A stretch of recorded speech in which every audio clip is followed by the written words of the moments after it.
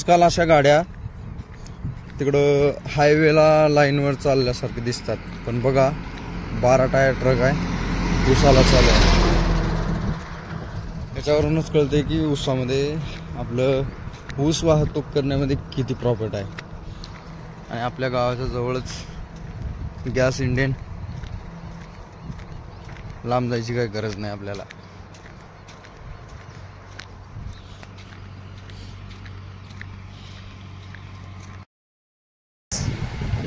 Finally युनिकॉर्नवर बसून निघालो यात्रेला.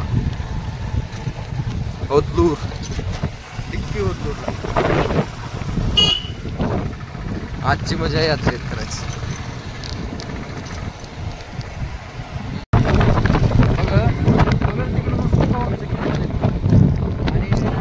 लोक म्हणतात या पवनचक्कीमुळं काही लोकांचं म्हणणं असं आहे की या पवनचक्कीमुळं पाऊस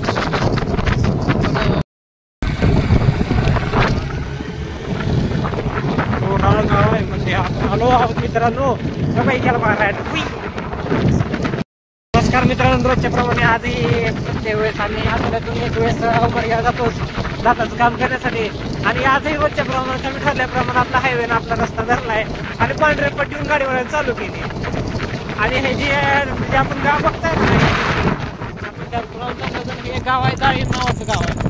गावामध्ये थोडी प्रगती आहे, पण हायवे गेल्यामुळे सगळं दुकान वगैरे किराणा वगैरे भरपूर प्रमाणात चालत आहे.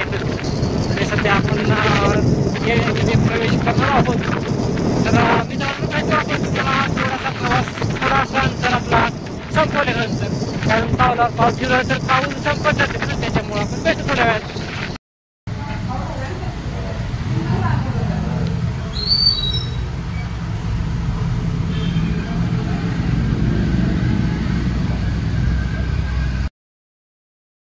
किती हलगर्जी पण आहे. स्कूल व्हॅन आहे म्हणा.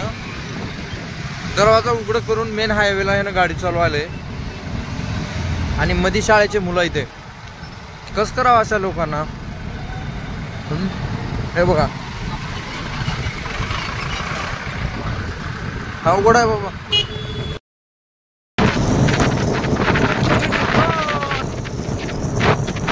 दात बसवायचे झालेले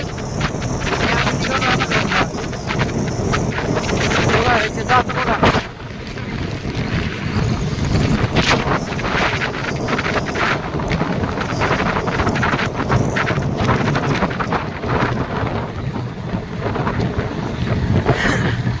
गाडी जास्त पळत्या म्हणून काळजी करायला जाऊ नको. हा, इथं विसरून जाईल आपण.